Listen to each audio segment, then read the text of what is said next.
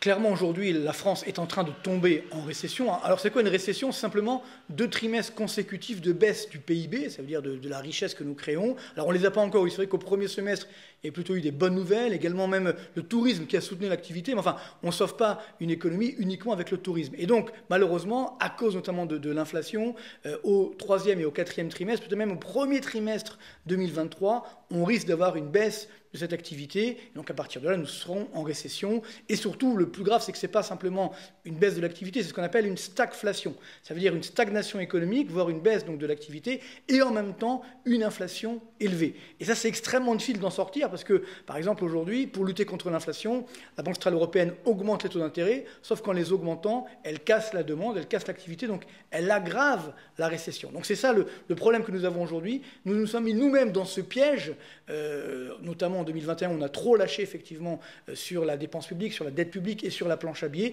Et maintenant, nous payons, on va dire, les erreurs passées. Alors, il faut bien comprendre que moi j'ai toujours été pour un euro normal, il n'y a pas un euro trop fort. L'euro normal c'est autour des 1,10 $ pour un euro, voire 1,15.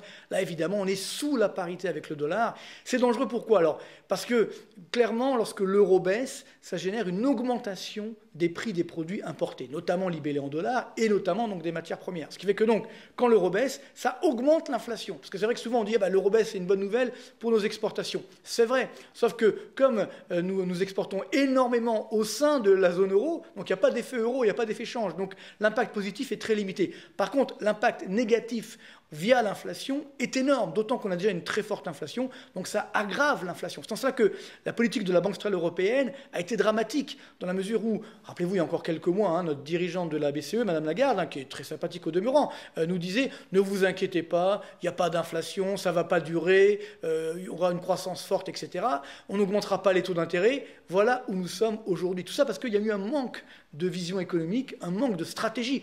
Je le rappelle souvent, c'est que l'inflation a commencé à augmenter dès 2021. Pourquoi? Parce que justement, on a maintenu une demande artificiellement, c'est-à-dire au travers de l'augmentation de la dépense publique, de la dette publique, de la planche à billets, cette dette publique qui était financée par la planche à billets. Et donc à partir de là, on a eu une demande supérieure à l'offre, et ça c'est la règle de base de l'économie. Si la demande est supérieure à l'offre, les prix augmentent, et donc c'est ce qui s'est produit. Donc l'inflation n'est pas née avec la guerre en Ukraine, elle était déjà là avant. Après, évidemment, le choc énergétique a ajouté sur cette inflation. Et malheureusement, la Banque centrale européenne n'a pas réagi, alors que la Réserve fédérale américaine a réagi très vite, dès la fin 2021, et a même monté les taux d'intérêt début 2022. Et à partir de là, on a eu cet écart de taux d'intérêt qui fait que le dollar était mieux rémunéré que l'euro. Et donc, c'est pourquoi l'euro a chuté. Alors, il y a un dernier point très dangereux pour cette baisse de l'euro, c'est que ça génère également une crise de confiance. C'est-à-dire qu'aujourd'hui, malheureusement, beaucoup d'investisseurs se disent est-ce que la zone euro sera encore là dans quelques années? Sachant que le 25 septembre, nous avons des élections législatives en Italie et on pourrait avoir un parti europhobe à la tête de l'Italie qui prône notamment l'annulation d'une partie de la dette publique italienne. Donc là, ça créerait un cataclysme et surtout, ça pourrait remettre à mal l'existence même de la zone euro. C'est vrai qu'on a vu le cas avec la crise grecque, mais la dette publique grecque, c'était 350 milliards d'euros, alors que là, la dette publique italienne, c'est 2800 milliards d'euros. Donc ce n'est pas du tout le même ordre de grandeur. Et donc là, on a un risque important, et c'est aussi pourquoi l'euro baisse, parce qu'il y a une défiance des investisseurs internationaux, et donc c'est un petit peu je dirais le cercle pernicieux, c'est-à-dire qu'il y a une défiance sur l'euro, donc qui alimente l'euro à la baisse, et si l'euro baisse, ça fait plus d'inflation, et ainsi de suite. Donc cet euro sous la parité avec le dollar est effectivement dangereux.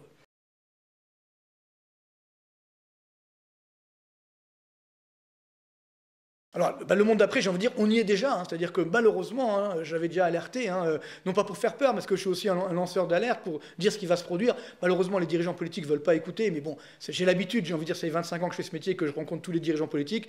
Eux, ils adorent le déni de réalité. C'est-à-dire que globalement, on a beau leur dire qu'il y a une situation compliquée, ils disent non, tout va bien dans le meilleur du monde. Rappelez-vous, il y a encore quelques mois, notre ministre de l'économie qui nous disait c'est le début des 30 glorieuses, l'inflation a atteint un pic, elle va repartir à la baisse, etc. Bon. Encore une fois, il faut dire la vérité aux Français. C'est vrai que mon dernier livre, je l'ai dédié justement à celles et ceux qui recherchent la vérité. On a besoin de dire la vérité. Donc c'est ça qui aujourd'hui est extrêmement dangereux. Donc ce nouveau monde, il est déjà là. C'est une inflation qui est plus forte et qui va durer. Parce que c'est vrai que quand l'inflation est très forte, ça casse la demande. Et après, l'inflation conjoncturelle va baisser. Mais on a de l'inflation structurelle. Par exemple, tout ce qui est transition énergétique. Ça aura un coût, bien entendu. Même s'il faut le faire, c'est sûr, mais ça aura un coût. Il y a également ce mouvement que nous voulons de réindustrialisation. C'est très bien, mais ça aura également un coût. Donc, il faut s'habituer à cette inflation. Et ça, c'est vrai que c'est un petit peu problématique parce que toute notre génération, depuis, je dirais, 30 ans, n'a pas connu de fortes phases d'inflation, même 40 ans, parce que la dernière fois qu'on a eu aussi une inflation aussi forte, c'était au début des années 80. Oui, donc j'étais tout jeune et certains n'étaient même pas nés, bien entendu. Et ce qui veut dire que toute notre génération ne sait pas ce que c'est que la forte inflation. Et parallèlement, depuis plus d'une vingtaine d'années, les taux d'intérêt ne cessent de baisser. Il y a des petites phases de hausse, mais la tendance est très nettement baissière. Là aussi, c'est la première fois que les taux d'intérêt des obligations d'État, donc de nos crédits également, augmentent. Je rappelle les chiffres. Sur le taux d'intérêt à 10 ans de la dette publique française, on était en négatif il y a quelques mois encore, ce qui est évidemment tout à fait anormal. Et maintenant, on monte à 2,3, 2,4%, et ce qui est le plus grave krach obligataire depuis 1994. Donc vous voyez, cette hausse des taux, on ne sait pas ce que c'est. Donc nos dirigeants, c'est vrai, ont du mal à gérer parce qu'ils n'ont pas compris ce nouveau monde. Donc c'est pourquoi je l'explique, mais je reste néanmoins optimiste. D'ailleurs, il y a un bandeau dans le livre, le pire, et on peut toujours éviter le pire, et ça c'est clair qu'aujourd'hui, nous pouvons encore l'éviter. D'ailleurs, à la fin du livre, je fais une fin alternative. Vous savez, comme dans les films américains, où globalement, on choisit notre fin. Soit on fait une fin positive, avec du courage, et avec de l'innovation, avec des bonnes mesures qui sont prises au niveau des politiques et de l'ensemble des Français et des dirigeants des entreprises également, ça j'y crois bien sûr, et on sauve la France, on sauve la zone euro, ou alors on continue la fuite en avant, on continue d'augmenter n'importe comment la dette publique, et la zone euro, malheureusement, risque d'exploser, sachant qu'en plus de cela, l'Allemagne va très mal, il y a une récession en Allemagne. Vous savez que, comme l'Allemagne, c'est la locomotive de la zone euro, quand la locomotive s'arrête, évidemment, le train s'arrête, voire il pourrait même dérailler, ce qui serait particulièrement dangereux. Donc voilà pourquoi ce nouveau monde, c'est vrai qu'il est dangereux, mais je le dis toujours, les crises sont toujours des phases d'opportunité. Ça veut dire qu'il ne faut pas avoir peur des crises, il faut juste être prévenu qu'elles arrivent. Le drame, c'est qu'on ne dit pas lorsqu'elles sont là, ou on ne prévient pas, et à partir de là, quand elles sont là, évidemment, on ne sait pas comment réagir. Donc voilà, ce nouveau monde, il peut être dangereux, mais j'ai envie de dire, on se reconnecte également à la réalité économique, ça c'est le plus important. On est enfin sorti de cette pandémie qui nous a enfermés. Là, ça y est, on retrouve une vie plus ou moins normale, mais ce qui veut dire plus ou moins normal, ça veut dire aussi qu'on retrouve, par exemple, la valeur travail. On a oublié, c'est vrai que pendant cette pandémie, la valeur travail était massacrée. J'ai fait un chapitre dans le livre justement que j'ai appelé l'échelle des valeurs est tombée. Toutes les valeurs, que ce soit la valeur travail, nos libertés également, toutes ces valeurs, je vais dire saintes entre guillemets, salutaires, on les a oubliées. Et il faut les restaurer aujourd'hui. Donc vous voyez, ce nouveau monde, il est également positif, mais c'est à nous, en tout cas une fois, de le créer et de ne pas se laisser avoir par le consensus bien pensant. Parfois même, j'ai l'impression qu'on est en dictature. On n'a plus le droit de dire ce qu'on a envie de dire ou de dire tout simplement la vérité. Donc, je reste optimiste, mais réaliste.